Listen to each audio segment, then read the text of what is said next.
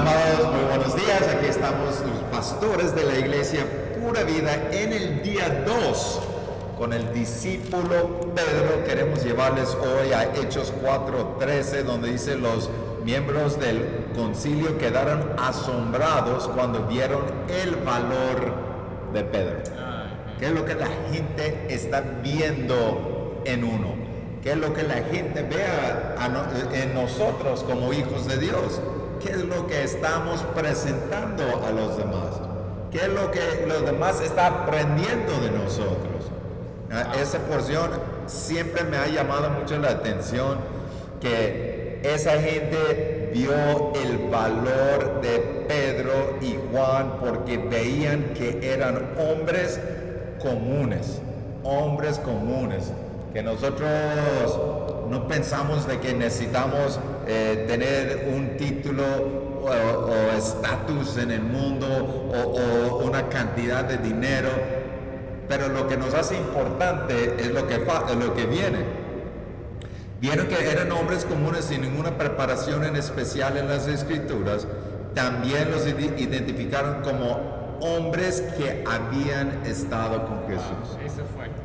Entonces, ahí está cómo la gente les identifica, cómo la gente ve a uno y después queda marcado a través de lo que ve en nosotros. Esa para mí, esa habla volúmenes. Hombres que no eran nada especial, que no tenían preparación en las Escrituras, eran hombres comunes, pero ¿qué marcó a la gente? Que Cristo había estado, que ellos habían estado con Cristo y ellos veían a Cristo en estos hombres. Sí, y además Pedro en ese momento, en el contexto en el que estaba Pedro, había sido recientemente encarcelado, dice la Biblia. Imagínate. Pedro y Juan son aquellos que habían entrado a la iglesia de la Hermosa, habían tomado un cojo de más de 40 años de cojo. Pedro lo había tomado y le dijeron: en el nombre de Jesús, levántate, y eso se hace una noticia ahí tremenda, y mucha gente empezaba a creer por causa de esto, y dice la Biblia que los encarcelan y después los hacen venir delante de un concilio para estarles como preguntando y tratar de que dejaran de hacer esto, ¿no?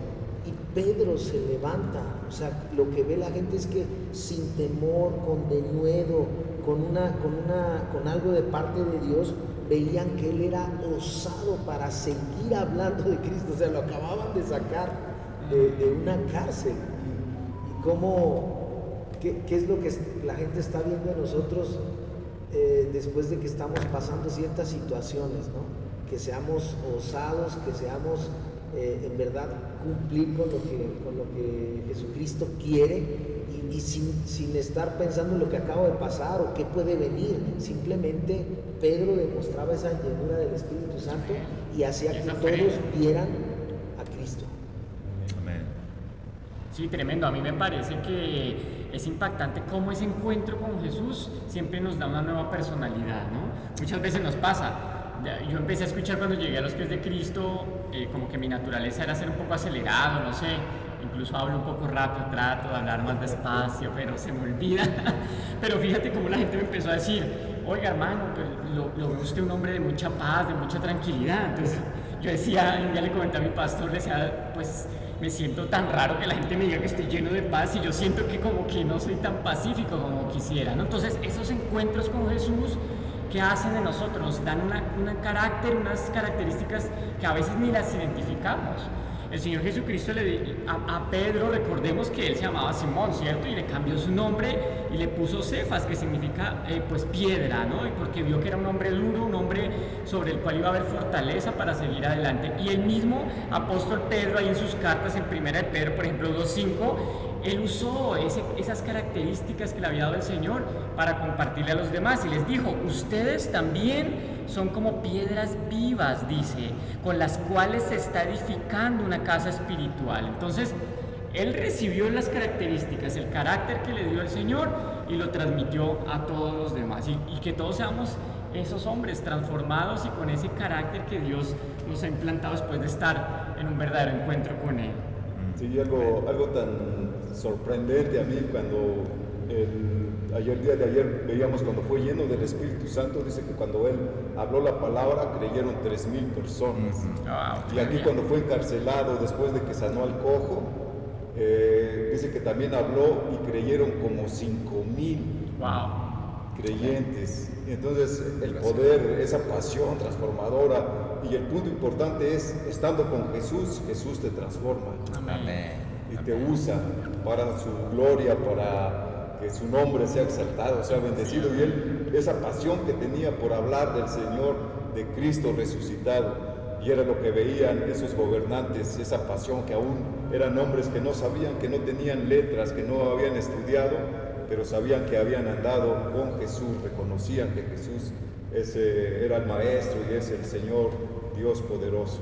Sí, tiene que entender, la gente de esa época esperaba que un hombre de la ley, uno de esos judíos, hubiera sido la persona que se levanta y que habla con esta valentía. Pero vieron que fue un hombre común, un hombre sin preparación, sin estudios. Y nosotros muchas veces nos limitamos, que pensamos de que no, tengo que hacer esto, tengo que hacer el otro, tengo que leer. Y obvio, todos tenemos que prepararnos, pero Dios nos quiere usar hoy. Amén. Hoy el Señor nos quiere usar. Y me gusta mucho aquí en Mateo 17:1, donde dice, Jesús tomó consigo a Pedro, a Jacobo y a Juan, el hermano de Jacobo, y los llevó aparte a una montaña alta. Entonces, ¿qué es lo que Jesús ve en estos tres hombres? Son enseñables. Nosotros tenemos que ser enseñables, nosotros tenemos que ser fieles, nosotros tenemos que ser entregados a nuestro Señor. Y él sabía que aquí tenía a tres hombres, que Pedro era un hombre enseñable, un hombre entregado y un hombre fiel. Y esto es lo que trae bendición para las demás personas. Un hombre así como Pedro es un hombre que habla con la convicción, con el poder del Espíritu Santo, y 3,000 y 5,000 y muchos más van recibiendo a través de esta unción que hay sobre Pedro. Aleluya. Lo que veían los que estaban alrededor de Pedro y lo que veía Jesús. Impresionante. Amén, amén. Aleluya. Los amamos. Nos vemos mañana.